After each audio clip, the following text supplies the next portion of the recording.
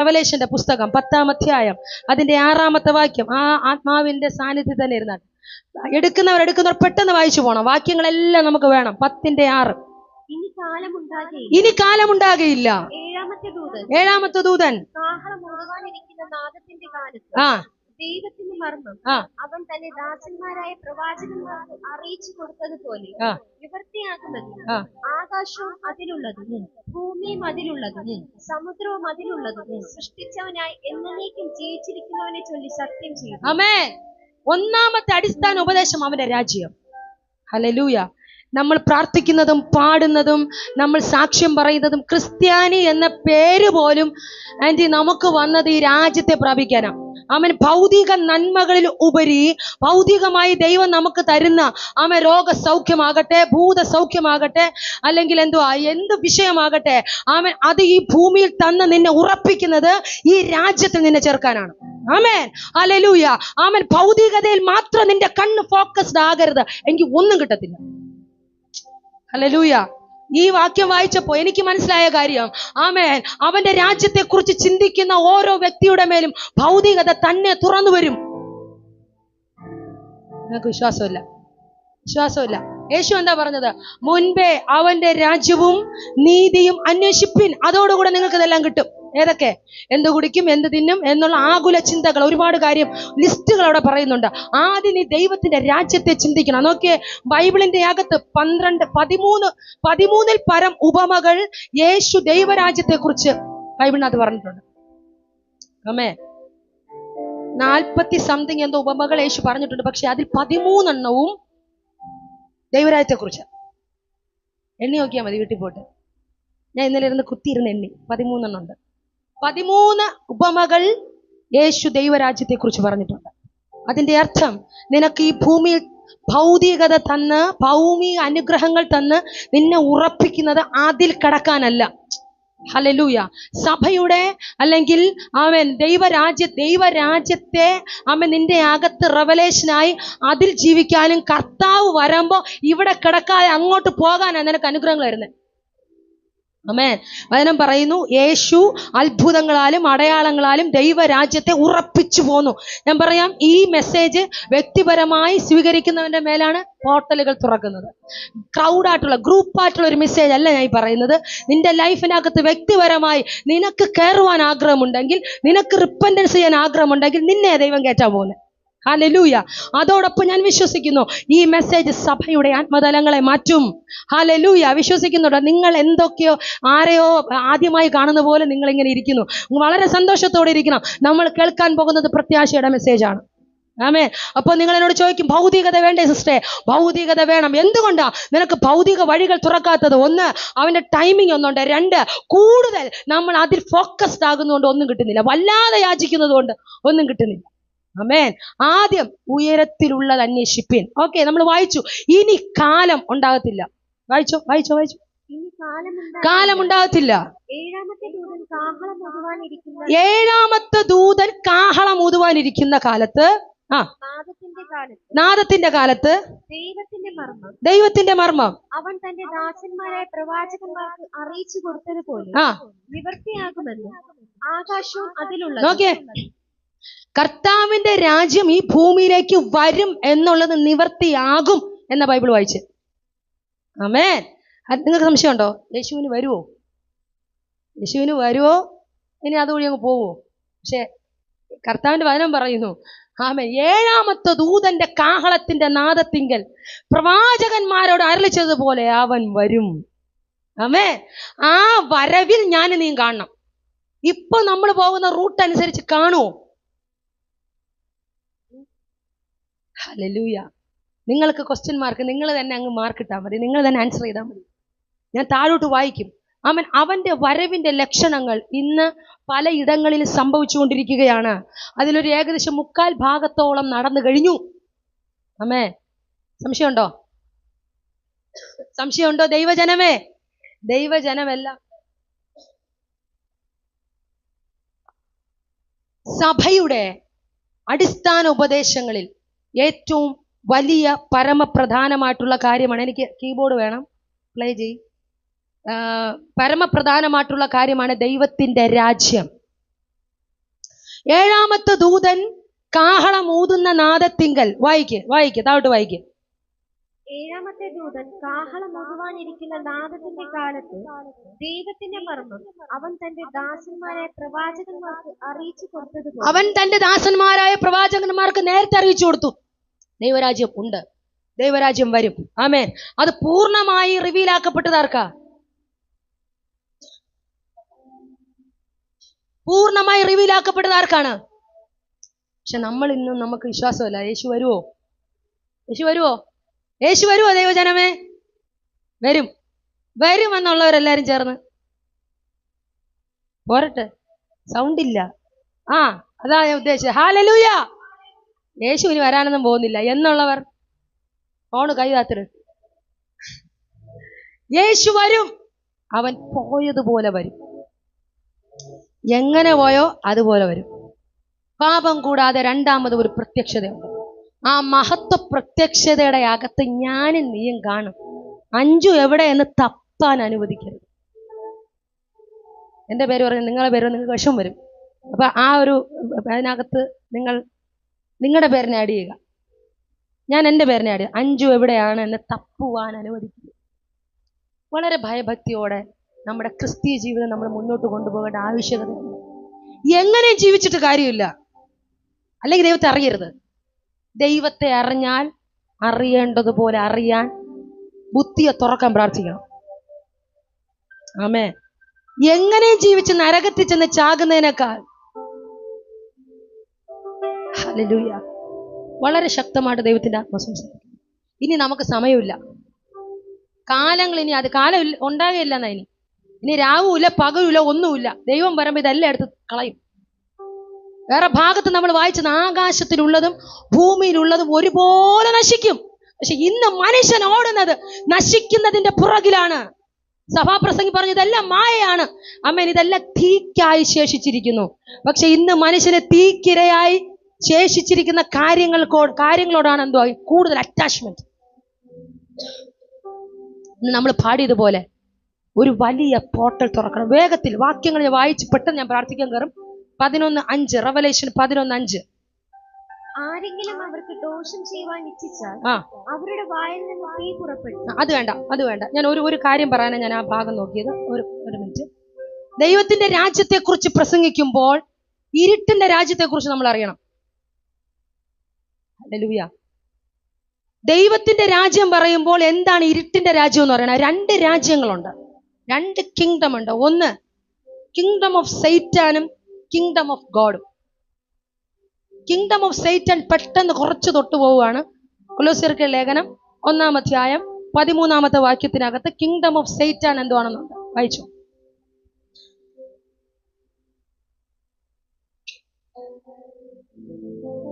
മതി, അത്രയും മതി. നമ്മെ ഇരുട്ടിന്റെ അധികാരത്തിൽ നിന്നും, അതാ കിങ്ഡം ഓഫ് സൈറ്റാൻ. നമ്മൾ കിടന്നത് ഇരുട്ടിന്റെ അധികാരത്തിൽ. ഇപ്പോ കിടക്കുന്നത് എവിടെയാണ്? അമ്മേ, ഇപ്പോ ഇരുട്ടിന്റെ അധികാരത്തിൽ നിന്നും നമ്മെ എങ്ങോട്ടേക്ക് മാറ്റി? പുത്രന്റെ രാജ്യത്തിലേക്ക് നമ്മെ മാറ്റി നട്ടു. ഇന്ന് നമ്മൾ എന്തുവാ? വിശുദ്ധന്മാരും. വായിച്ചോ. വിടുവിച്ച് തന്റെ സ്നേഹസ്വരൂപനായ പുത്രന്റെ രാജ്യത്തിലാക്കി വെച്ചിരിക്കുന്നു. സന്തോഷമില്ല. ഞാൻ ശരീരത്തിനുള്ളതല്ല പറയുന്നത്. അതുകൊണ്ട് നിങ്ങൾക്ക് സന്തോഷിക്കാൻ പറ്റില്ല. ഞാൻ സന്തോഷിക്കും. ഇവിടെ 2 ദൂതന്മാരെങ്കിലും ഇറങ്ങണം. എങ്കിലെങ്കിലും നിങ്ങൾ വിശ്വസിക്കുവോ? ഇറക്കണേ.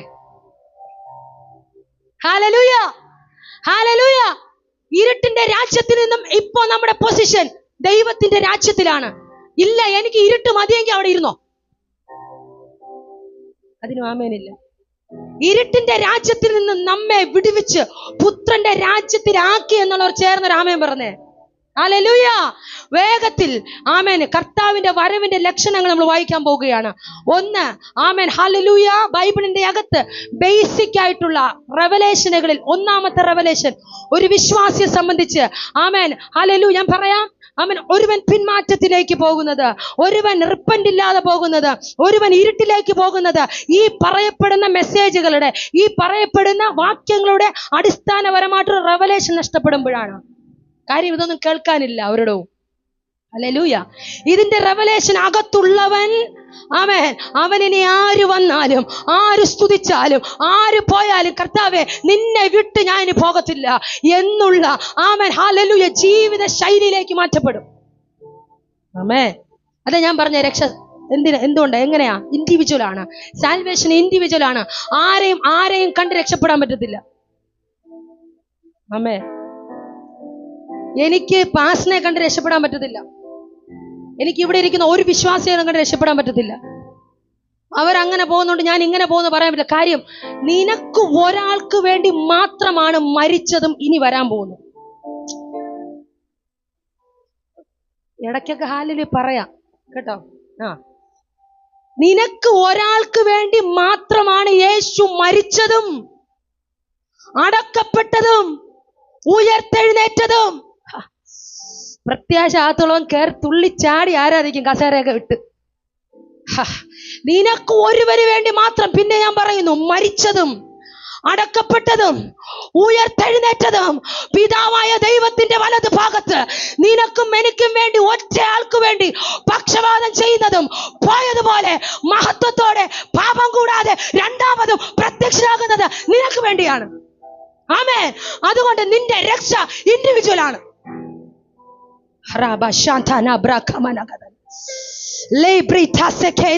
ഇതിന്റെ അകത്ത് ഭയങ്കര ദൈവസാന്നിധ്യം വ്യാപരിക്കുകയാണ്. കർത്താവിന്റെ വരവുമായി നിന്റെ അകത്ത് പ്രത്യാശയില്ലെങ്കിൽ നിനക്ക് ഈ ഭൂമിയിൽ ജയകരമായിട്ടുള്ളൊരു ജീവിതം നയിക്കാൻ കഴിയത്തില്ല. മനുഷ്യരെ കണ്ട് നീ പരാജയപ്പെടാൻ സാധ്യതയുണ്ട്. ജീവിത സിറ്റുവേഷനെ കണ്ട് നീ മുറിയപ്പെടാൻ സാധ്യതയുണ്ട്. നിന്റെ സാഹചര്യങ്ങൾ കണ്ട് നീ ദൈവത്തിൽ നിന്ന് തന്നെ വിട്ടുപോകേണ്ട സാഹചര്യമുണ്ട്, സാധ്യതയുണ്ട്. അതുകൊണ്ടാണ് പറയുന്നത്, മനുഷ്യപുത്രൻ ഈ ഭൂമിയിൽ വരുമ്പോൾ, ഹല്ലേലൂയ, ആമേൻ, നമ്മുടെ ഇടയിൽ വിശ്വാസം കണ്ടെത്തുമോ? ഒരു ക്വസ്റ്റ്യൻ മാർക്ക്. ശരഖമന, മനസ്സുകളെ തുറക്കണമേ കർത്താവേ. ഈ മെസ്സേജ് ഒരു മതം മാറ്റേണ്ട മെസ്സേജ് അല്ല. ഇത് നിന്റെ മനസ്സിനെ രൂപാന്തരപ്പെടുത്തുന്നതാണ്, നിന്റെ മനസ്സിനെ ചേഞ്ച് ചെയ്യുന്നതാണ്. എന്റെ യേശു അനുഭവിച്ച കഷ്ടം എന്തിനു വേണ്ടി? എന്റെ യേശു എന്നെ തേടി വന്നത് എന്തിനു വേണ്ടി? പാട്ടുകാരൻ പാടി, തേടി വന്നു ദോഷിയാം എന്നെ നീ തേടി വന്നു. എന്തിന്? നിനക്ക് ഒരുവന് വേണ്ടി, നിന്നെ മാത്രം അങ്ങോട്ടേക്ക് കൊണ്ടുപോകാനാ. ഹല്ലേലൂയ. സഭ എന്ന് പറയുമ്പോൾ ഒരു ഗ്രൂപ്പ് ഓഫ് പീപ്പിൾ അല്ല, നീയാണ് ദൈവരാജ്യം. നിന്നെ ചേർക്കാനാണ് യേശു. ആരാധിച്ചോണം. ഇതിനകത്ത് ഭയങ്കര ദൈവ സാന്നിധ്യം ഇറങ്ങി നിൽക്കുകയാണ്. വായിച്ചോ.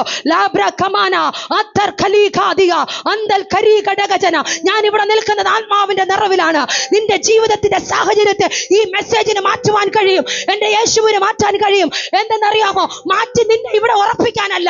റെവലേഷൻ 21 ലാസ്റ്റ് പറയുന്നു, ഇതാ മനുഷ്യരോട് കൂടെ ദൈവത്തിന്റെ കൂടാരം. ദൈവരാജ്യം, ആമേൻ, ദൈവരാജ്യത്തോട് എടുത്തോണ്ട് പോവല്ല. ദൈവരാജ്യം ഇങ്ങോട്ട് വരും, നമ്മുടെ ഇടയിലേക്ക്. ഹല്ലേലൂയ.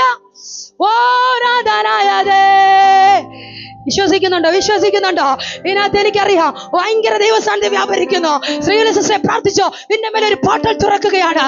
നിന്റെ അകത്ത് ഈ വലിയ റെവലേഷനെ തരികയാണ്. നിന്റെ അകത്തെ കണ്ണിന് പിതാവിനെ കാണാൻ, നിന്റെ അകത്തെ കണ്ണ് എന്തിനാ നീ പാടുന്നത്?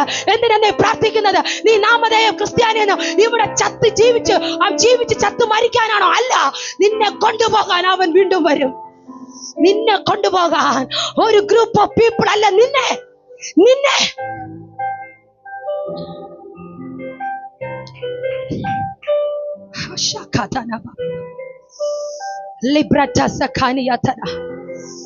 രണ്ട് കരങ്ങളിൽ എന്തിനാ ആണിയടിച്ചത്? അവിടെ വരേണ്ട നിന്റെ കൈയല്ലേ? രണ്ട് കാലുകളിൽ എന്തിനാ ആണിയടിച്ച് തറച്ചത്? അവിടെ വരേണ്ട നിന്റെ കാലല്ലേ? ആമേൻ. യേശുവിന്റെ തലയിൽ മുൾക്കിരീടം ചൂടുമ്പോഴും ആ മുള്ളുകൾ ആഴ്ന്നിറങ്ങി ശിരസിൽ നിന്ന് ഓരോ തുള്ളി രക്തവും ധാരധാരയായി ഒഴുകുന്നത് ആർക്ക് വേണ്ടിയാ? നിന്നെ കൊണ്ടുപോകാനാ. നിന്റെ ശാപത്തെ പാപത്തെ മാത്രം മാറ്റാനല്ല, അവൻ ഇരിക്കുന്നത് പോലെ നീയും അവനോട് കൂടെ. അതുകൊണ്ട് നൊടി നേരത്തേക്കുള്ള ലഘുവായ കഷ്ടതകൾ സാരമില്ല എന്ന് ഒരുത്തൻ ബൈബിളിന്റെ അകത്ത് പറയുന്നു. കാരണം നിന്റെ മേൽ വെളിപ്പാടാനിരിക്കുന്ന ദൈവത്തിന്റെ തേജസ് വിചാരിച്ചാൽ നിന്റെ ലൈഫിൽ ഇപ്പോൾ വരുന്ന നോടി നേരം ഇത്ര സെക്കൻഡുകൾക്കകത്ത് നിന്റെ കഷ്ടതകളെ ദൈവത്തിന് മാറ്റാൻ കഴിയും. വിശ്വസിക്കുന്നുണ്ടോ? ദൈവത്തിന്റെ ലിസ്റ്റിൽ നൊടി നേരവാ, ഒരൊറ്റ നൊടി. ആ നൊടിക്കിടയിൽ നിന്റെ ലൈഫിനെ ട്രാൻസ്ഫോം ചെയ്യാൻ എന്റെ ദൈവത്തിന് പറ്റും. പക്ഷേ നിന്റെ ഫോക്കസ്, നിന്റെ നോട്ടം മുഴുവൻ ഉയരത്തിലായിരിക്കണം. ഉയരത്തിലായാൽ ഇവിടെ വീട് വേണ്ടേ? വേണം. ഉയരത്തിലായാൽ പണം വേണ്ടേ? വേണമെന്നേ. ഉയരത്തിലായ കാറുകളും ബംഗ്ലാവും വേണ്ടേ? വേണം. ഏറ്റവും നല്ല ഭവനങ്ങളിൽ ദൈവമക്കൾ താമസിക്കണം. പക്ഷേ നിന്റെ കണ്ണ് അതിലാകരുത്. നിന്റെ കണ്ണ് ധനത്തിലാകരുത്. നിന്റെ കണ്ണ് ഭൗതികതയിലാകരുത്. നിന്റെ കണ്ണ് സ്വർഗത്തിലേക്ക് ഉയർത്ത്. പട വഴികൾ നിനക്ക് തുറക്കും. വഴികൾ തുറക്കാനല്ല നീ ഇതിനെ വിശ്വസിക്കേണ്ടത്. തുറന്നാലുമില്ലെങ്കിലും എനിക്ക് വേണ്ടി 2024 വർഷങ്ങൾക്ക് മുൻപേ ജീവനെ കൊടുത്തവൻ ആമേൻ എനിക്ക് വേണ്ടി വരുന്നത് കൊണ്ട് എനിക്ക് ആരാധിച്ചേ പറ്റൂ. അതിന് ഒരാളുടെ പുഷ് നിനക്ക് വേണ്ട. ആ തുറന്നാട്ടെ, സ്തോത്രം പറഞ്ഞാട്ടെ, ആ പുഷ് വേണ്ട. നീ സ്തുതിക്കും. ആമേ, നിനക്ക് എത്രമാത്രം എന്റെ പ്രാണപ്രിയനെ സ്തുതിക്കാൻ കഴിയുമോ അതിന്റെ ആഴത്തിൽ നീ സ്തുതിക്കും. നിന്റെ ഭാവി നിശ്ചയിക്കുന്നത്, നിന്റെ ജീവിതം നിശ്ചയിക്കുന്നത്, നിന്റെ ലൈഫ് നിശ്ചയിക്കുന്നത് മനുഷ്യനല്ല. നിന്റെ ലൈഫ് നിശ്ചയിക്കുന്നത് പിശാചല്ല. എങ്കിൽ എന്നെ നിന്നെ എറിഞ്ഞു കൊടുക്കായിരുന്നു. പത്രോസിനോട് യേശു പറഞ്ഞു, ഗോതമ്പ് പാറ്റുന്നത് പോലെ നിന്നെ പാറ്റിക്കളയാൻ സാത്താൻ എന്റെ അടുത്ത് ഒത്തിരി വട്ടം വന്നു. പക്ഷെ ഞാൻ നിന്നെ വിട്ടുകൊടുത്തില്ല. നിന്നെ കളയാമെങ്കിൽ എന്നെ കളയാമായിരുന്നു. എനിക്കറിയത്തില്ല. നിന്റെ അകത്ത് ഭയങ്കര ശാന്തി വ്യാപരിക്കുകയാണ്. ഹല്ലേലൂയ. എന്നോട് ചേർന്ന് സപ്പോർട്ട് ചെയ്താട്ടെ. ദൈവ സാന്നിധ്യത്തോട് നിങ്ങൾ പ്രതികരിക്കണം. ദൈവ സാന്നിധ്യത്തോട് എത്രമാത്രം നിങ്ങൾ പ്രതികരിക്കുമോ അത്രത്തോളം ദൈവം ഇതിനകത്ത് ഇറങ്ങുക. എന്നെ നിന്നെ തൂത്തുവാരി കളയായിരുന്നു. എന്നെ നിന്റെ ജീവനെ ഈ ഭൂമി ഇല്ലായ്മ ചെയ്യായിരുന്നു. എന്തുകൊണ്ടെന്നറിയാമോ? നിനക്ക് വേണ്ടി വീണ്ടും വരുന്ന ഒരുവൻ അവൻ പിതാവിനോട് മധ്യസ്ഥയാണ്. ഇന്ന് കൂടെ നിൽക്കട്ടെ, നാളെ കൂടെ നിൽക്കട്ടെ. വെട്ടണ്ട ശരിയാകും. എന്നേക്കുമുള്ള ഒരു മഹാപുരോഹിതൻ മധ്യസ്ഥനായി നിനക്കും എനിക്കും വേണ്ടി സ്വർഗത്തിൽ. ഹല്ലേലൂയ. ഓ ശാദാനെ, ഞാൻ പറയാ, ഈ മെസ്സേജിന്റെ റെവലേഷൻ നിങ്ങളുടെ അകത്ത് വീണാൽ നിങ്ങൾക്ക് വേണ്ടിയുള്ളത് നിങ്ങളുടെ മുന്നേ വരും. എഴുതി കുറിച്ചിട്ടത് ചുമ്മാ പറയുമല്ല. എന്തെങ്കിലും ഇവിടെ നിന്ന് ചുമ്മാ പറയാൻ പറ്റത്തില്ല ആർക്കും. ഇതിന്റെ റെവലേഷൻ നിന്റെ അകത്ത് വരുമ്പോ, ഏഞ്ചലെ പ്രാർത്ഥിച്ചോ, നിന്റെ മേൽ ഭയങ്കര സാന്നിധ്യം വീഴുകയാണ്. ആ പ്രത്യാശ നിന്റെ മേൽ വീഴുകയാണ്. ആ പ്രത്യാശ നിന്റെ മേൽ വീഴുന്നു. ദൈവത്തെ കാണുവാൻ ഇതാ നിന്റെ കണ്ണുകളെ തുറക്കുകയാണ്. നിനക്ക് വേണ്ടിയത് നിന്റെ മുന്നേ വന്ന് നിൽക്കും. നീ അതിന്റെ പുറകെ പോണ്ടെന്നേ, നിന്റെ മുന്നേ വന്ന് നിൽക്കും.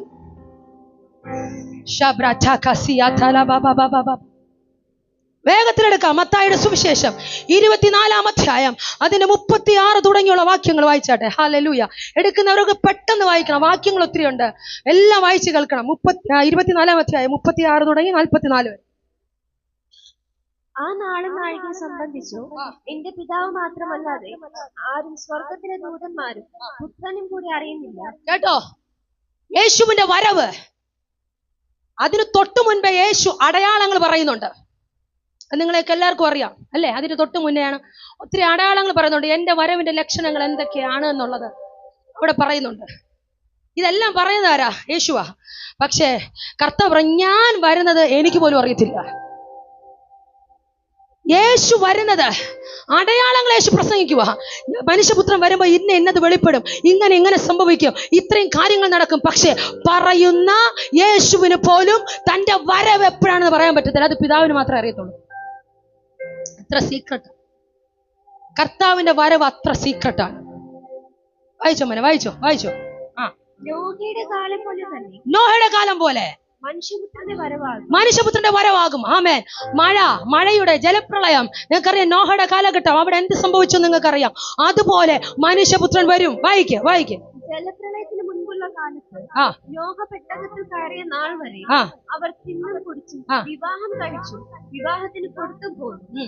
ജലപ്രളയം വന്നു എല്ലാവരെയും നീക്കിക്കളയുമ്പോഴും അവർ അറിഞ്ഞതുമില്ല. മനുഷ്യപുത്രന്റെ വരവും അങ്ങനെ തന്നെ ആകും.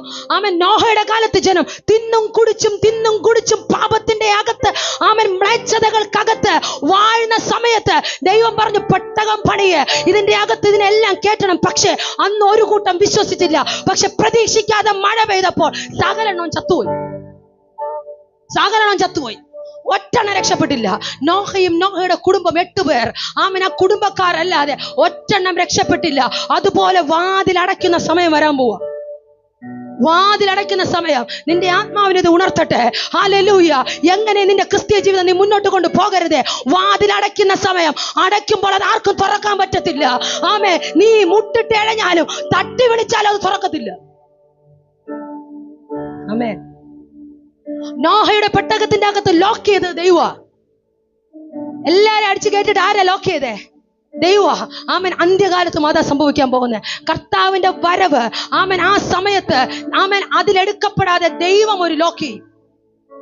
ദൈവത്തിന്റെ ലോക്ക് അത് ആർക്കും ഒഴിക്കാൻ പറ്റത്തില്ല. വായിച്ചോ മോനെ, വായിച്ചോ, താഴോട്ട് വായിച്ചോ.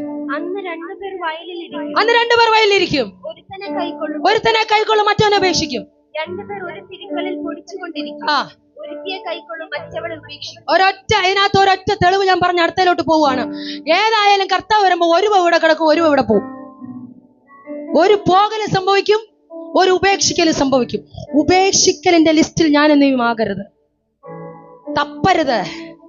അയ്യോ എന്റെ മകൾ എവിടെ, അഞ്ചു എവിടെ, എന്റെ മകൾ എവിടെ എന്ന് ദൈവം തപ്പുവാൻ അനുവദിക്കരുത്. ഹല്ലേലൂയ. വായിക്ക്. നിങ്ങളുടെ കർത്താവ് ഏത് ദിവസത്തിൽ വരുന്നുവെന്ന് നിങ്ങൾ അറിയായിക കൊണ്ട് ഉണർന്നിരിക്കും. കണ്ടോ, നിങ്ങളുടെ കർത്താവ് ഏത് ദിവസത്തിൽ വരുന്നു എന്ന് അറിയായി കൊണ്ട്. പുത്രന് പോലും അറിയത്തില്ല. എനിക്ക് ചോദിച്ചു മനസ്സിലാക്കാൻ. പുത്രന് പറയത്തില്ല, പിതാവ് അങ്ങനെ പറയത്തുമില്ല. പുത്രനോട് പറഞ്ഞാലേ നമ്മോട് പറയോ? ഏകജാതനായ പുത്രനോട് സത്യം റിവീൽ ചെയ്യാതെ നമ്മളോട് പറയോ? നാളും നാഴികയും അറിയാകയാൽ അവന്റെ വരവിന് വേണ്ടി എങ്ങനെ ഇരിക്കാനാ പറഞ്ഞേ? ഉണർന്നിരിക്കുക എന്ന് പറയുമ്പോൾ ഇപ്പോ നമ്മൾ പൊക്കോണ്ടിരിക്കുന്ന റൂട്ടിൽ നിന്നും ഒരു എഴുന്നേൽപ്പുണ്ടാവണം, ഒരു ഉയർത്തെഴുന്നേൽപ്പുണ്ടാകണം, ഒരു മാനസാന്തരത്തിന്റെ അനുഭവത്തിലേക്ക് കടന്നു വരണം. അല്ലെങ്കിൽ ദൈവത്തിന്റെ ഈ നിമിഷം വേണോ ആകാം, ഈ നിമിഷം വേണോ യേശു വരാം. പക്ഷെ ഈ പ്രസന്റ്ലി നമ്മൾ ഇരിക്കുന്ന സിറ്റുവേഷന്റെ അകത്ത് എത്ര പേർ പോകും, എത്ര പേർ ഇവിടെ കിടക്കും? വളരെ ഭയത്തോടെ സഭ ഈ ദിവസങ്ങളിൽ മുന്നോട്ട് പോകേണ്ട ആവശ്യകതയുണ്ട്. വായിക്കും. കള്ളൻ വരുന്ന യാമം ഇന്നതെന്ന് വീട്ടുടയവൻ അറിഞ്ഞുവെങ്കിൽ അവൻ ഉണർന്നിരിക്കുകയും തന്റെ വീട് തുറക്കുവാൻ സമ്മതിക്കാതിരിക്കുകയും ചെയ്യുന്നു. അങ്ങനെ നിങ്ങൾ നിനക്കാത്ത നാഴികയിൽ മനുഷ്യപുത്രൻ വരുന്നത് കൊണ്ട് നിങ്ങളും ഒരുങ്ങിയിരിക്കും. കണ്ടോ, നിനക്കാത്ത നാഴികയിൽ മനുഷ്യപുത്രൻ വരുന്നത് കൊണ്ട് നിങ്ങൾ എന്ത് ചെയ്യാൻ പറഞ്ഞേ? ഒരുങ്ങിയിരിക്കാൻ. പൗഡർ ഇട്ട് സോപ്പിട്ട് കുളിച്ചിരിക്കാനല്ല, അങ്ങനെ ഒരുങ്ങിയിരിക്കാനല്ല പറഞ്ഞത്. സ്പിരിറ്റിൽ നിങ്ങൾക്കൊരു സെൻസ് വേണം. കർത്താവിന്റെ വരവിനെ കുറിച്ച് ആത്മാവിൽ നിങ്ങൾക്കൊരു സെൻസ് വേണം. നമ്മൾ അതിന്റെ കുറച്ച് മേലോട്ടുള്ള ഭാഗങ്ങൾ സ്കിപ്പ് ചെയ്ത് പോയി ഇപ്പൊ വായിച്ചിട്ടില്ല. അവിടെ പറഞ്ഞൊരു കാര്യമുണ്ട്. കർത്താവിന്റെ വരവിന്റെ ലക്ഷണത്തിൽ യേശു ഇവിടെ അങ്ങനെയുള്ള കള്ള പ്രവാചകന്മാരും കള്ള ക്രിസ്തുക്കളെ എഴുന്നേൽക്കും. ശവം വരുന്നിടത്ത് കഴുക്കൾ കൂടും. സെൻസ് ഇല്ലാതെ പോയി, അല്ലെങ്കിൽ യേശു അവിടെ ഉണ്ടെന്ന് അവൻ പറഞ്ഞ് നമ്മൾ ആത്മാവിൽ സെൻസ് ചെയ്യാതെ അവിടെ പോയി ചാടിയാൽ, അല്ലെങ്കിൽ അങ്ങനെയുള്ള ഗ്രൂപ്പുകളിൽ പോയാൽ ആമേൻ ദൈവത്തിന്റെ വരവിൽ, ആമേൻ യേശുവിന്റെ വരവിൽ നമ്മൾ തള്ളപ്പെടും. ഇങ്ങനെയൊക്കെ നടക്കുമ്പോൾ ദൈവത്തിന്റെ വരവ് അടുത്തു എന്ന് നമ്മൾ വിചാരിക്കണം. ആമേൻ. പെട്ടെന്ന് 1 തെസ്സലോനിക്കർ 4:16, 17, 18. കർത്താവ് താൻ ഗംഭീരനാദത്തോടും പ്രധാന ദൂതന ശബ്ദത്തോടും ദൈവത്തിന്റെ കാഹളത്തോടും കൂടി സ്വർഗത്തിൽ നിന്ന് ഇറങ്ങി വരികയും ക്രിസ്തുവിൽ മരിച്ചവർ മുമ്പേ ഉയർത്തെഴുന്നേൽക്കും. എങ്ങനെ മരിച്ചവർ? ക്രിസ്തുവിൽ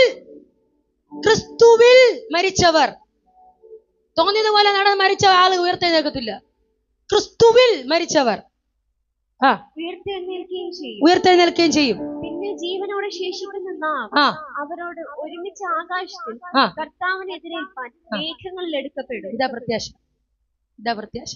ഈ പ്രത്യാശ നമ്മുടെ അകത്ത് വളരണം. മേഘങ്ങളോട് കൂടെ കർത്താവിനോട് കൂടെ എടുക്കപ്പെടും. ഹല്ലേലൂയ. തീർന്നോ? 18. ഇങ്ങനെ നാം എപ്പോഴും കർത്താവിനോട് കൂടെ ഇരിക്കും. ഈ വചനങ്ങളെ കൊണ്ട് അന്യോന്യം ആശ്വസിപ്പിച്ചുകൊള്ളും. ഈ വചനം കൊണ്ട് ആശ്വസിപ്പിക്കേണ്ട. ദുഃഖമാണല്ലേ, പോട്ടെ, അല്ല. സങ്കടമാണല്ലേ, കുഴപ്പമില്ല, പോട്ടെ എന്നല്ല ആശ്വസിപ്പിക്കും. കർത്താവ് വരും. മേഘങ്ങളോടുകൂടെ ഇവിടത്തെ കഷ്ടങ്ങൾ അങ്ങ് വിട്. കർത്താവ് വരുമ്പോൾ നമുക്ക് ഒരുമിച്ച് അങ്ങ് പോവാം. ഇങ്ങനെ ആശ്വസിക്കാനാ പറഞ്ഞത്. ഹല്ലേലൂയ. ഒരാളുടെ വിഷമത്തെ കാണുമ്പോൾ എന്നെ ആശ്വസിപ്പിച്ചില്ലല്ലോ, എന്നെ ഒന്ന് കരുതിയില്ലല്ലോ എന്ന് ഓർത്ത് മനുഷ്യരാ എനിക്ക് ഉൾപ്പെടെ സങ്കടം വരാം. പക്ഷെ ഇവിടെ വചനം പറയുന്നത് നിങ്ങൾ ആശ്വസിക്കേണ്ടത് ഈ വചനം. ഇപ്പോഴായിരിക്കുന്ന നിങ്ങളുടെ കഷ്ടതകൾ അവന്റെ മേഘങ്ങളോടുകൂടെ എടുക്കപ്പെടുമ്പോൾ എല്ലാം തീരും. നമുക്ക് ഈ വചനത്തെ ആശ്വസിക്കാം. ആമേൻ. അവന്റെ വരവിൽ നമ്മൾ എടുക്കപ്പെടും. റെവലേഷൻ 21:3-4-5. യാതൊരു ശാപവും ഇനി ഉണ്ടാകുകയില്ല. ദൈവത്തിന്റെയും കുഞ്ഞാടിന്റെയും സിംഹാസനം അതിലിരിക്കും. അവന്റെ ദാസന്മാർ അവനെ ആരാധിക്കും. അവർ അവന്റെ മുഖം കാണും. അവന്റെ നാമം അവരുടെ നെറ്റിയിലിരിക്കും. ഇനി രാത്രി ഉണ്ടാകുകയില്ല. ദൈവമായ കർത്താവ് അവരുടെ മേൽ പ്രകാശിക്കുന്നത് കൊണ്ട് വിളക്കിന്റെ വെളിച്ചമോ സൂര്യന്റെ വെളിച്ചമോ അവർക്ക് ആവശ്യമില്ല. അവർ എന്നേക്കും രാജാക്കന്മാരായിരിക്കും. എനിക്ക് ഇതിനെ ഒത്തിരി വിവരിക്കാൻ എനിക്ക് ടൈം പോരാ. നിങ്ങൾ വീട്ടിൽ പോയി വചനം വായിക്കണം. സൂര്യന്റെ ആവശ്യം ഇനി ഇല്ലെന്ന്. അതുകൊണ്ടാണ് സൂര്യൻ എടുത്ത് കളയുന്നത്. സൂര്യനും ചന്ദ്രനും നക്ഷത്രങ്ങളും എല്ലാം താഴെ വീഴും. നമ്മൾ ഇന്നലെ വായിച്ചു അല്ലേ? സൂര്യൻ പ്രകാശം കൊടുക്കായിരിക്കും, ചന്ദ്രൻ പ്രകാശം കൊടുക്കായിരിക്കും, ആകാശത്ത് നക്ഷത്രങ്ങൾ ഇളകി വീഴുമെന്ന ഇന്നലെ നമ്മൾ വായിച്ചു. എന്തിനാ? അതിന്റെ ആവശ്യമില്ല. കർത്താവ് തന്നെ തേജസ്സ. മനസ്സിലാകുന്നുണ്ടോ? ഇവിടെ ഒരു ചെറിയൊരു സ്പാർക്കിങ് തട്ടുമ്പോൾ നമ്മൾ അടിച്ച് താഴെ പോകും അല്ലേ?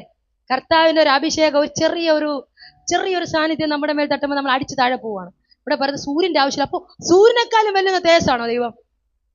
ഹോ, നമ്മൾ ആരാധിക്കുന്ന ദൈവം ഇത്ര വലിയവനാണോ? ഒരു ഹല്ലേലൂയ മാത്രമേ ഞാൻ കേട്ടുള്ളൂ. നമ്മൾ ആരാധിക്കുന്ന പിതാവ്, നമ്മൾ ആരാധിക്കുന്ന ദൈവം ഇത്രയും സൂര്യനേക്കാളും തേജസ്സുള്ളവനാണോ? ആമേ. സാധാ ഒരു വ്യക്തി അല്ലെന്ന് നമ്മൾ ആരാധിക്കുന്നത്. സാധാ ഒരു വ്യക്തിയുടെ പുറകിലല്ല. ഇവിടെ നമ്മൾ വായിച്ചു, സൂര്യനിന് വേണ്ട, ചന്ദ്രന് വെളിച്ചം കൊടുക്കാൻ വേണ്ട, അത് കഴിഞ്ഞോ. ആമേൻ. കർത്താവിന്റെ വരവിൽ, അവൻ വരവിന് മുൻപേ ഏതനിലാക്കിയത് ചന്ദ്രനെ സൂര്യനെ ഭൂമിയിൽ വെളിച്ചം കൊടുക്കാൻ. പക്ഷേ ദൈവത്തിന്റെ വരവ് വരുമ്പോൾ അതിന്റെ ആവശ്യമില്ലെന്ന് ചന്ദ്രനെയും സൂര്യനെയും നക്ഷത്രങ്ങളെയും എല്ലാ പ്രകാശ ആമൻ കൊടുക്കുന്ന എല്ലാ വസ്തുക്കളെക്കാളും മുകളിൽ അവന്റെ തേജസ്, അവന്റെ തേജസ്, അവന്റെ തേജസ്. ഹല്ലേലൂയ. ചുമ്മയിലെ പൗലോസ് അടിച്ച് താഴെ പോയത് ദൈവത്തിന്റെ യേശുവിന്റെ തേജസ്സോടെ ചുറ്റുമിന്നിയപ്പോൾ, ദൈവത്തിന്റെ തേജസ്സോടെ ചുറ്റുമിന്നിയപ്പോൾ അടിച്ച് താഴെ പോയി പൗലോസ്. അവന്റെ കണ്ണ് വീസായിപ്പോയി. ഒരുപാട് വട്ടം നമ്മൾ വായിച്ചിട്ടുള്ള ഭാഗമാണ്. ആമേൻ. പൗലോസ് അധികാരപത്രം വാങ്ങിയിട്ട് പോകുമ്പോൾ ഒരു തേജസ് അവനെ ചുറ്റുമിന്നി. ആമേൻ. അവൻ പോകുന്ന പോക്കിൽ അവൻ അടിച്ച് താഴെ പോയി. അവന്റെ കണ്ണ് പീസായി പോയി. ഹല്ലേലൂയ. ഈ ചുറ്റിമിന്നിയ തേജസ് യേശുവാണെന്ന് പൗലോസിന് അറിയത്തില്ല. കാര്യം അന്ന് വരെ യേശുവിനെ ആരാധിക്കുന്നവരെ കൊല്ലുന്ന ഒരു കാര്യം മാത്രമേ പൗലോസിന് അറിയത്തുള്ളൂ. പക്ഷെ പൗലോസ് നാവെടുത്ത് ചോദിക്കുകയാണ്. അതിനകത്ത് നിന്ന് എനിക്കൊരു ദൂത് പറയാനുണ്ട്. നീ ആരാകുന്നു കർത്താവേ? അവന്റെ നാവിനെ തേജസ് തുറന്നു. അതിലാ ഞാൻ വിശ്വസിക്കുന്നത്. ഏത് ദുഷ്ടനെയും ഈ തേജസ്സിന് തിരിച്ചുകൊണ്ടുവരാൻ പറ്റും. ഏത് കൊലപാതകയെയും ഈ തേജസ്സിന് തിരിച്ചുകൊണ്ടുവരാൻ പറ്റും. എത്ര കടുംചുവപ്പായ പാപിയെയും ആമേൻ ദൈവത്തിന് ഈ തേജസ്സിന് തിരിച്ചു കൊണ്ടുവരാൻ പറ്റും. പൗലോസിന്റെ നാവിനെ തേജസ് തുറന്നു. യേശുവിനെ അറിയത്തില്ല. പക്ഷെ പൗലോസ് പറഞ്ഞു, നീ ആരാകുന്നു കർത്താവേ? യേശു അതിനകത്ത് പറയുന്ന ഒരു മറുപടി ഉണ്ട്. നീ ഉപദ്രവിക്കുന്ന യേശുവാകുന്നു ഞാൻ. രക്ഷിക്കപ്പെട്ട് സ്നാനപ്പെട്ടിട്ട് വർഷങ്ങളായി ഒരൊറ്റ ദൈവശബ്ദം പോലും കേട്ടിട്ടില്ല. അടിച്ച് താഴെ പോയവൻ കേട്ടു.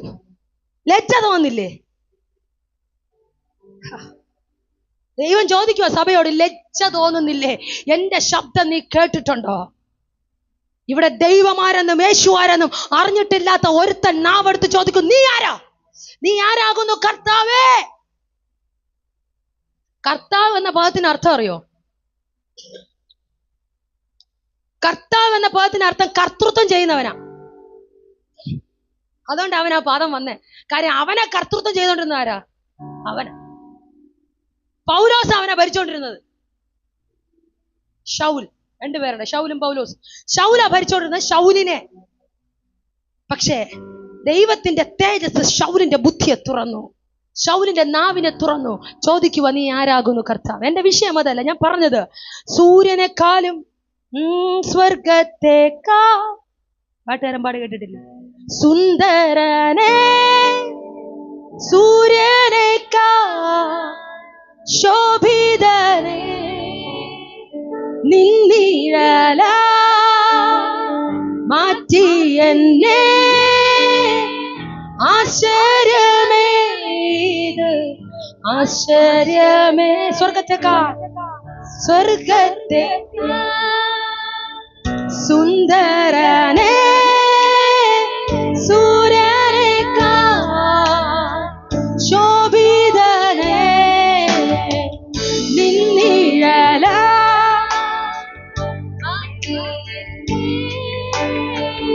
ആശ്ചര്യമേ ഇത് ആശ്ചര്യമേ.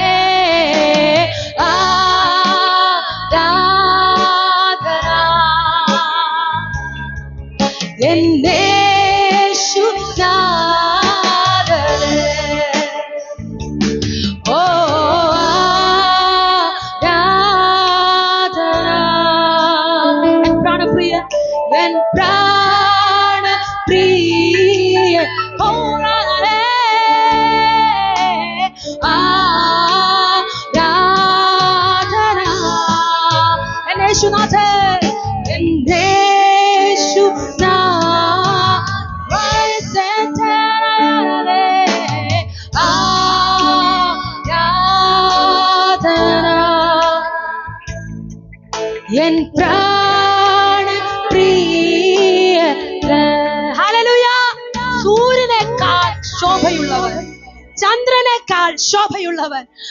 ഒരു നക്ഷത്രത്തിന്റെ പ്രകാശ വർഷം എത്രയാ എനിക്കറിയത്തില്ല, എത്രയോ ആണ് അതിന്റെ പ്രകാശം, അല്ലെ? ഒരു അല്ലെ ഒരു നക്ഷത്രത്തിന്റെ പ്രകാശം എത്രയോ ആണ്.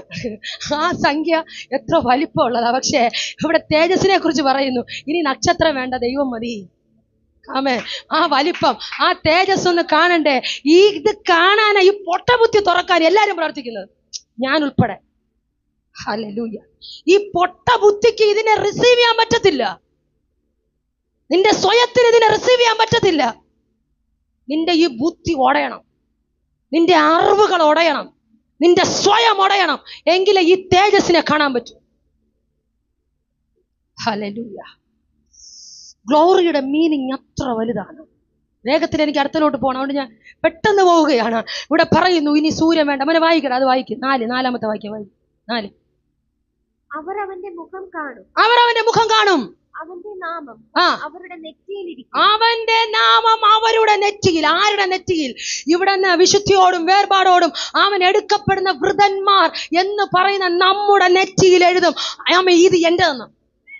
ഹല്ലേലൂയ. അവന്റെ നാമം അവൻ അവരുടെ നെറ്റിയിൽ എഴുതും. ഹല്ലേലൂയ. ഈ നെറ്റിയിൽ എഴുതാത്തവനൊന്നും മേളിലോട്ട് പോകത്തില്ല. ഇവിടെ കിടക്കുന്നവന്റെ നെറ്റിയിൽ വേറെ ഒന്നും എഴുതും. എന്തുവാ?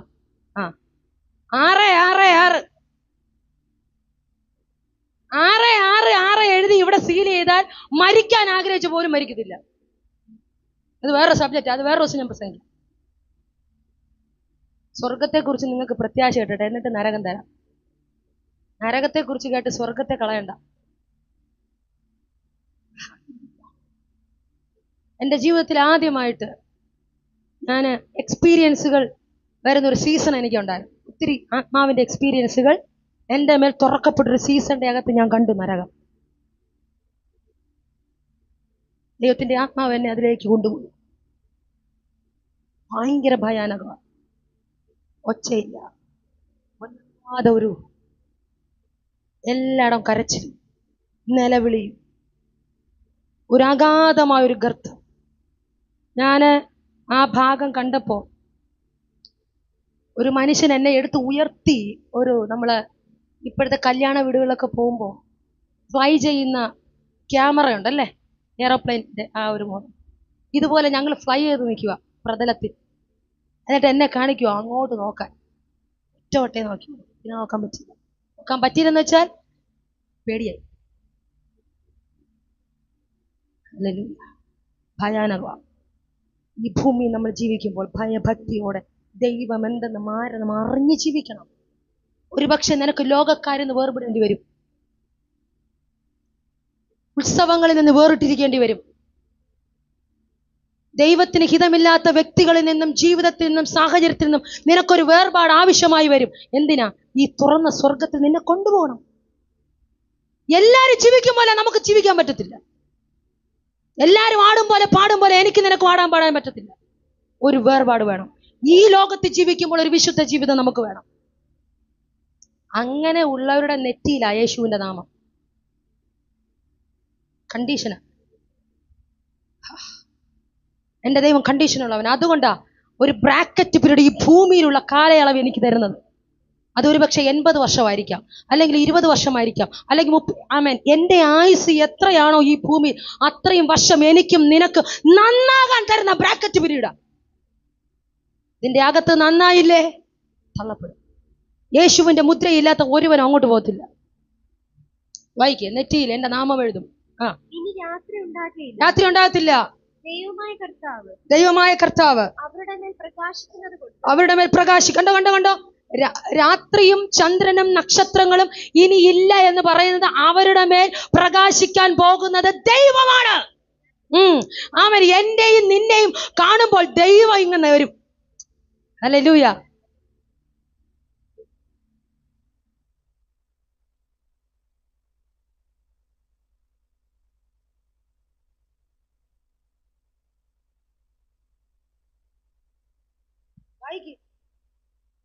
ദൈവമായ കർത്താവ് അവരുടെ മേൽ പ്രകാശിക്കുന്നത് കൊണ്ട്.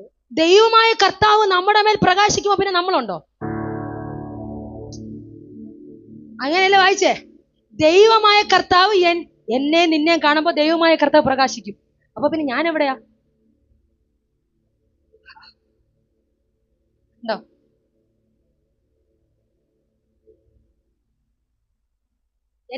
ഞാനില്ല. പിന്നെ എന്നെ മുഴുവൻ കൺട്രോൾ ചെയ്യുന്നത് ദൈവത്തിന്റെ ആത്മാവാ,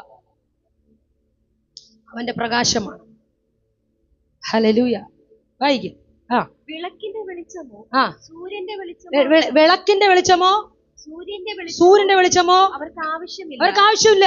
അവർ എന്നേക്കും രാജാക്കന്മാരായി. ഹല്ലേലൂയ. എന്റെ നിന്റെ പൊസിഷനാ വായിക്കുന്നേ. എന്റെ നിന്റെ പൊസിഷനാ വായിക്കുന്നേ. പറ, വായിക്ക്. തുള്ളി ചാടി വേണമെങ്കിൽ വായിച്ചോ. വിളക്കിന്റെ വെളിച്ചം വേണ്ട, സൂര്യന്റെ വെളിച്ചം വേണ്ട. അവർക്ക് ആവശ്യമില്ലെന്ന്. അവർ എന്നേക്കും രാജാക്കന്മാരായിരിക്കും. അവരെന്നേക്കും. ഇന്ന് നീ ഇവിടെ അടിമപ്പണി ചെയ്യുന്നുണ്ടെങ്കിൽ, ഇന്ന് നീ എന്തിന്റെങ്കിലും കീഴിലാണെങ്കിൽ, നിന്നെ കണ്ടിരിക്കുന്ന രാജാവായിട്ടാണെന്ന്.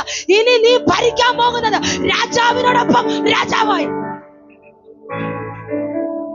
രാജാവിനോടൊപ്പം രാജാവായി ഭരിക്കാൻ പറ്റുമോ? എന്നെ ചിന്തിപ്പിച്ചതാ. രാജാവിനോടൊപ്പം പ്രജയാട്ടോ ഭടനാട്ടോ സൈന്യാധിപനാട്ടോ ഒക്കെ നിൽക്കാൻ പറ്റും. പക്ഷെ രാജാവിനോടൊപ്പം രാജാവായി ഭരിക്കാൻ പറ്റുമോ? ആ പൊസിഷൻ. എന്നെയും നിന്നെയും കുറിച്ച് ദൈവം കണ്ടിരിക്കും. എനിക്കും നിനക്കും എന്നെയും നിന്നെ ഒരു വിലയില്ല.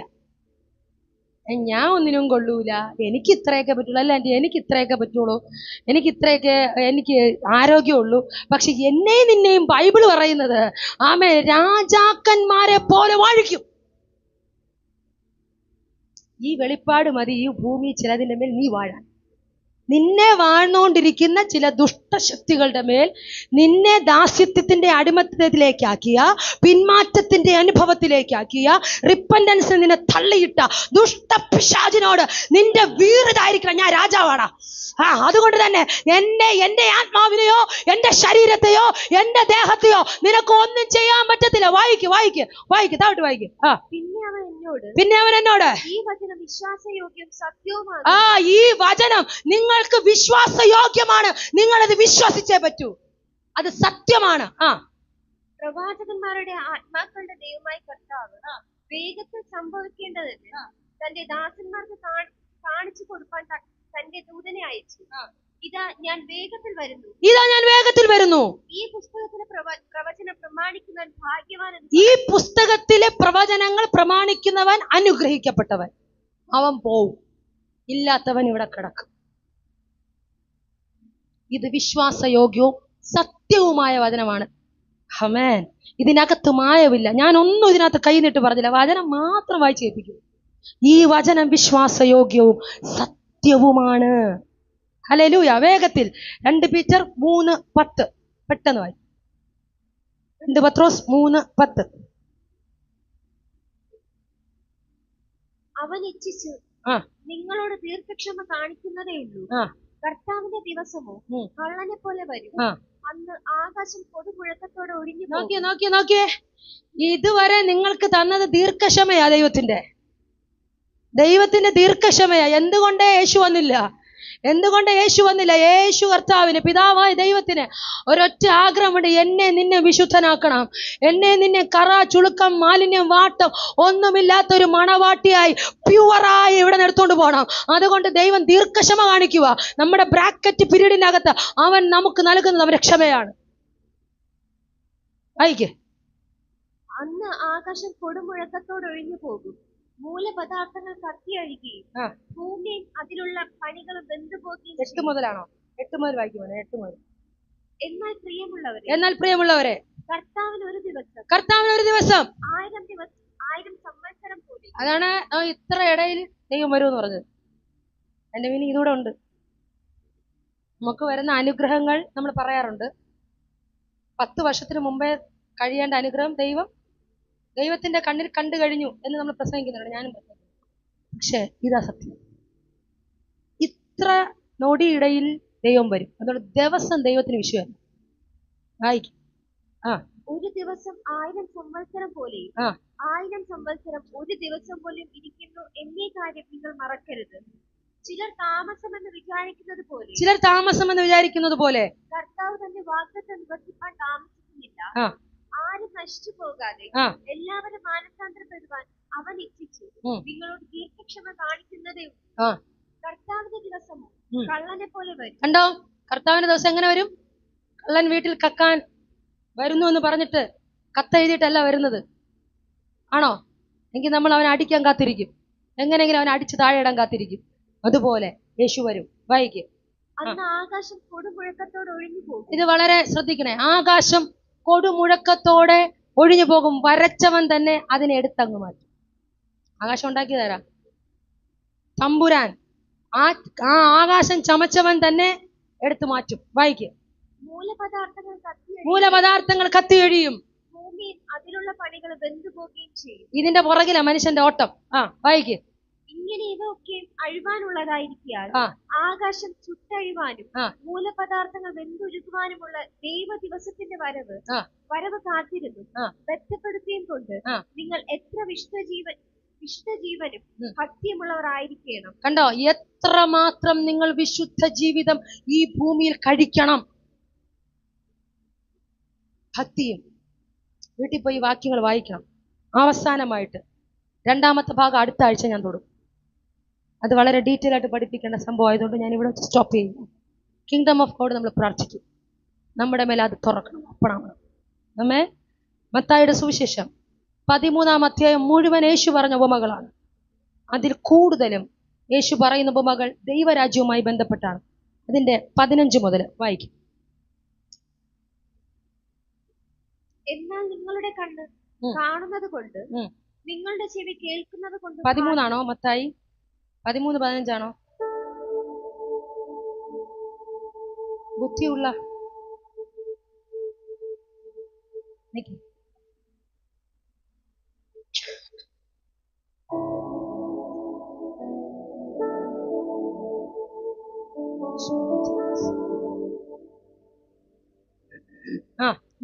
മത്തായി 13-18 മുതൽ വിതയ്ക്കുന്ന ഉപമ, അതായത് ദൈവരാജ്യവുമായി ബന്ധപ്പെട്ട് പറയുന്ന ഒരു പാരബിളാണ്. പിന്നെയുള്ള എല്ലാ പാരബിൾസ് മൊത്തം ഉപമകളാണ് അവിടെ പറയുന്നത്. ഞാൻ അതിൽ പെട്ടെന്ന് ഞാൻ അതിൻ്റെ സമയമില്ലാത്തത് കൊണ്ട് 13-ാം അധ്യായം 24 മുതൽ വായിക്കും. 24 മുതൽ. അവൻ മറ്റൊരു ഉപമ അവർക്ക് പറഞ്ഞു കൊടുത്തു. സ്വർഗരാജ്യം ഒരു മനുഷ്യൻ തന്നെ നിലത്ത് നല്ല വിത്ത് വിതച്ചതിനോട് സദൃശ്യമാകുന്നു. മനുഷ്യൻ ഉറങ്ങുമ്പോൾ അവന്റെ ശത്രു. ശ്രദ്ധിച്ചു കേൾക്കണേ. നമ്മുടെ മെസ്സേജിന്റെ കണ്ടന്റിലേക്ക്, പരമപ്രധാനമായിട്ടുള്ള കീയിലേക്ക് വരികയാണ്. വായിക്കും. മനുഷ്യൻ ഉറങ്ങുമ്പോൾ അവന്റെ ശത്രു വന്നു ഗോതമ്പിന്റെ ഇടയിൽ കള വിതച്ച് പൊയ്ക്കളഞ്ഞു. ഇന്ന് പകൽ കളകളെല്ലാം വെളികളയണം. ഗോതമ്പിന്റെ ഇടയിൽ കള വളരുന്നത് ചിലപ്പോ വിതയ്ക്കുന്നവൻ അറിയത്തില്ല. കള വന്ന് മൊത്തവും ഈ ഗോതമ്പിനെ തിന്നുമ്പോഴേ, അതായത് നരകത്തിന്റെ കുഴിയുടെ അടുക്കൽ എത്തുമ്പോഴായിരിക്കും ചിലപ്പോ നമ്മുടെ കണ്ണു തുറക്കുന്നത്. അങ്ങനെ തുറന്നിട്ട് കാര്യം. ഈ മെസ്സേജിന്റെ, ഈ പറയുന്ന ഈ റെവലേഷന്റെ പരമപ്രധാനമായ കീയിലേക്ക് ഞാൻ വരാം. ഇത് വായിച്ച് നമ്മൾ പ്രാർത്ഥിക്കും. വായിക്കും. വയലിൽ ഞാറ് വളർന്ന് കതിരായപ്പോൾ കളയും കാണായി വന്നു. കണ്ടോ? ഗോതമ്പിന്റെ ഇടയിൽ കള വിതച്ചത് അറിഞ്ഞില്ല. യജമാനോട് പറയുക, ഞാൻ നല്ല വിത്താ വിതച്ച്, നല്ല പാട്ടാ പാടിയെ, നല്ലതായിട്ട് പ്രസംഗിച്ചു, എല്ലാ ആരാധനയ്ക്കും പങ്കെടുത്തു, പക്ഷെ കള വന്നത് അറിഞ്ഞില്ല. പരിശുദ്ധാത്മാവ് ഈ സഭയുമായി ബന്ധപ്പെട്ട് എന്നോട് പറഞ്ഞൊരു കാര്യം, ചിലതിനെ കള നീക്കി വേർതിരിക്കാൻ പോകും. കളയില്ലാത്തൊരു ഗ്രൂപ്പിനെ ഇതിനകത്ത് കൊണ്ടുവരും. നമ്മളെ ഇടയിൽ നിന്ന് കള നീക്കി കളയില്ലാത്ത റിയലായി നിൽക്കുന്ന ഒരു ഗ്രൂപ്പിനെ ദൈവം കൊണ്ടുവരും. ഹല്ലേലൂയ. അതാ ഞാൻ പറഞ്ഞത്, ഈ വചനത്തിന്റെ അകത്ത് ട്രാൻസ്ഫർമേഷനുകൾ നടക്കും. മനസ്സിന്റെ അകത്ത് ട്രാൻസ്ഫർമേഷൻ നടക്കും. വായിക്കും. അപ്പോൾ വീട്ടുടയവന്റെ ദാസന്മാർ അവന്റെ അടുക്കൽ ചെന്നു, യജമാനനെ, വയലിൽ നല്ല വിത്ത്. കണ്ടോ? വയലിൽ ഞാൻ നല്ല വിത്ത വിതച്ചേ, പിന്നെ കള എവിടെ നിന്നൊന്നും അറിയത്തില്ല. നോക്കി, വളരെ ഈ ഭാഗം നമ്മൾ ശ്രദ്ധിച്ചു പോകണം. ആത്മാവിൽ നമ്മൾ സെൻസ് ചെയ്യണം. ആമേൻ. ഞാനാകുന്ന നല്ല വിത്തിന്റെ ഇടയിൽ എന്തേലും കളയുണ്ടോന്ന് എല്ലാ ദിവസവും. അന്യഭാഷ പറഞ്ഞുകൊണ്ട് കാര്യമായില്ല, ആരാധിച്ചത് കൊണ്ട് കാര്യമായില്ല. കള വീണാൽ ബാക്കി താഴോട്ട് വായിക്കും. പിന്നെ കള എവിടെ നിന്ന് വന്നു എന്ന് ചോദിച്ചു. ഇത് ശത്രു ചെയ്തതാകുന്നു എന്ന് അവൻ അവരോട് പറഞ്ഞു. കള വിതയ്ക്കുന്നത് ആരാ? ശത്രു. അതാ യേശു പറഞ്ഞത്, മോഷ്ടിപ്പാനും അറുപ്പാനും മുടിപ്പാനും അല്ലാതെ കള്ളം വരുന്നില്ല, ഷാജി വരുന്നില്ല. നമ്മൾ അവനോട് ജോയിൻ ചെയ്ത് പോവുക. ഇന്ന് പകൽ തിരിച്ചറിയണം, നിന്നെ അത് കൊല്ലും. ആ കള നിന്റെ ജീവിതത്തെ നശിപ്പിക്കും. നിനക്ക് നിത്യജീവൻ കാണാൻ കഴിയത്തില്ല, ആ രാജ്യം കാണാൻ കഴിയത്തില്ല, ആ രാജ്യത്തിലെ രാജാവിനെ പോലെ വാഴാൻ കഴിയത്തില്ല. ആമേൻ. ഈ ഭൂമിയിൽ കൊണ്ട് നീ തീരും. പിന്നെ നിന്റെ സ്റ്റാർട്ടിങ് എവിടെയായിരിക്കും? ഈ ഭൂമിയിൽ കൊണ്ട് തീർന്നാൽ നിന്റെ സ്റ്റാർട്ടിങ് എവിടെയായിരിക്കും? പറഞ്ഞോ? നഗരമാണോ നരകമാണോ? നരകം. അതാ നേരത്തെ പാസ്റ്റർ പറഞ്ഞത്, eternal life, eternal death. Eternal life എന്നേക്കുമുള്ള ജീവൻ, എറ്റേണൽ ഡെത്ത് എന്നേക്കുമുള്ള മരണം. മരിക്കത്തില്ല, ചാകത്തില്ല. ആ ഭാഗം ഞാൻ വിടുന്നു. വായിക്കും. ഞങ്ങൾ പോയി അത് പറിച്ചു കൂട്ടുവാൻ സമ്മതമുണ്ടോ എന്ന് ദാസന്മാർ അവനോട് ചോദിച്ചു. അതിനവൻ, ഇല്ല, പക്ഷെ കള പറക്കുമ്പോൾ ഗോതമ്പും കൂടെ പിഴുതുപോകും. ഗോതമ്പിനോട് ചേർന്ന ഇത് വളരുന്ന കള, അതുകൊണ്ട് അതിനെ സെപ്പറേറ്റ് ചെയ്യാൻ പറ്റത്തില്ല. ഒരു കാര്യം നമുക്ക് ചെയ്യാൻ പറ്റും, കള വീഴുന്നത് ആത്മാവിൽ നേരത്തെ അറിയണം. ദുഷ്ടനെ ആത്മാവിൽ നേരത്തെ അറിയണം. ഇത് വളർന്നു പോക്കഴിഞ്ഞാൽ, നേരത്തെ ഞാൻ പറഞ്ഞ പോലെ ദൈവം ലോക്ക് ചെയ്ത് കഴിഞ്ഞാൽ തുറക്കത്തില്ല. ഗോതമ്പിനോടൊപ്പം കള വളർന്നാൽ ഗോതമ്പ് കൂടെ പിഴേണ്ടി വരും. അതുകൊണ്ട് കള അപ്പം മാറ്റാൻ പറ്റത്തില്ല. ദൈവമേ, നിന്റെ നാമത്തിൽ ഞാൻ ഭൂതങ്ങളെ പുറത്താക്കി, രോഗികളെ സൗഖ്യമാക്കി. അവൻ പറയും, ഞാൻ നിന്നെ അറിയുന്നു. കല്യാണ വസ്ത്രം നിനക്കില്ല, നിനക്ക് പോവാം. എവിടെ? ഏറ്റവും ഇരുട്ടുള്ള നരകത്തിലേക്ക് പറഞ്ഞു. ഒരുപാട് കാര്യം എനിക്ക് പറയാനുണ്ട്. ഞാൻ എഴുതി വെച്ച ഒന്നും എല്ലാം ഞാൻ കംപ്ലീറ്റ് ചെയ്തു. കല്യാണ വസ്ത്രം ഇടാതെ ഒരുവൻ ഇരിക്കുന്നത് കണ്ടപ്പോൾ രാജാവ് അവനെ ഏറ്റവും ഇരുട്ടുള്ള അറയിലേക്ക് തള്ളിയിട്ടു. അപ്പോ ഈ ദിവസങ്ങളിൽ പ്രാർത്ഥിക്കേണ്ടത്, കർത്താവേ, നീ തരുന്നത് എനിക്ക് വേണം, നീ തരുന്ന വസ്ത്രം എനിക്ക് വേണം, നിന്റെ സൈൻ എനിക്ക് വേണം, എന്റെ നെറ്റിയിൽ ഇവൻ യേശുവിൻ്റെതാണ് എന്ന മുദ്ര എനിക്ക് വേണം. അതിന്റെ ഇടയ്ക്ക് ദുഷ്ടൻ കളിക്കുമ്പോൾ ആത്മാവിൽ എനിക്കൊരു തിരിച്ചറിവ്, മുടിയനായ പുത്രൻ അല്ല, ധൂർത്തപുത്രൻ ലഭിച്ചതുപോലൊരു സുബോധം എനിക്ക് വരണം.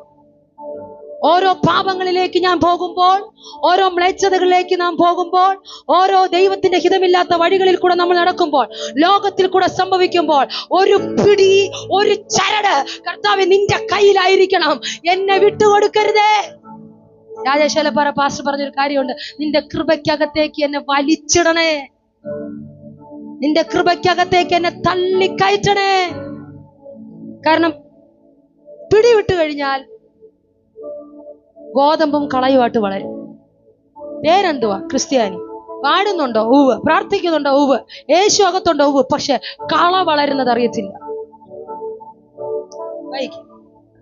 രണ്ടും കൂടി കൊയ്ത്തോളം വളരട്ടെ. കൊയ്ത്തുകാലത്ത് ഞാൻ കൊയ്യുന്നവരുടെ മുമ്പേ കൊയ്യുന്നവരോട് മുമ്പേ കള പറിച്ചു കൂട്ടി ചുറ്റ് കളയേണ്ടതിന് കെട്ടുകളായി കെട്ടുവാനും ഗോതമ്പ് എന്റെ കളപ്പുരയിൽ മുക്കി വെപ്പാനും കൽപ്പിക്കുമെന്ന്. ഇനി അതിന്റെ ആ ഉപമയുടെ അർത്ഥം 38-ാമത്തെ വാക്യത്തിലുണ്ട്. വളരെ ശ്രദ്ധിച്ചു കേൾക്കാം. നല്ല വിത്ത് രാജ്യത്തിന്റെ പുത്രന്മാർ, കള ദുഷ്ടന്റെ പുത്രന്മാർ. 36 മുതൽ വായിക്കും. അനന്തരം യേശു പുരുഷാരത്തെ പറഞ്ഞയച്ചു വീട്ടിൽ വന്നു. ശിഷ്യന്മാർ അവന്റെ അടുക്കൽ ചെന്നു വയലിലെ കളയുടെ ഉപമ തെളിയിച്ചു തരയണമേ. ശ്രദ്ധിച്ചു കേട്ടോണേ. നമ്മൾ ഇത്രയും നേരം വായിച്ച കളയും ഗോതമ്പിന്റെ ഉപമയുടെ അർത്ഥം യേശു ശിഷ്യന്മാർക്ക് വിവരിച്ചു കൊടുക്കുക. വായിക്കും. അതിനവൻ ഉത്തരം പറഞ്ഞത്, നല്ല വിത്ത് വിതയ്ക്കുന്നവൻ മനുഷ്യപുത്രൻ, വയൽ ലോകം. നല്ല നിലത്ത് വയൽ എന്തുവാ? ലോകം. ഏറ്റവും കൂടുതൽ ദൈവത്തിൽ നിന്ന് മനുഷ്യനെ അകറ്റുന്ന ഏറ്റവും വലിയ പൈശാചിക ശക്തിയാണ് ലോകം.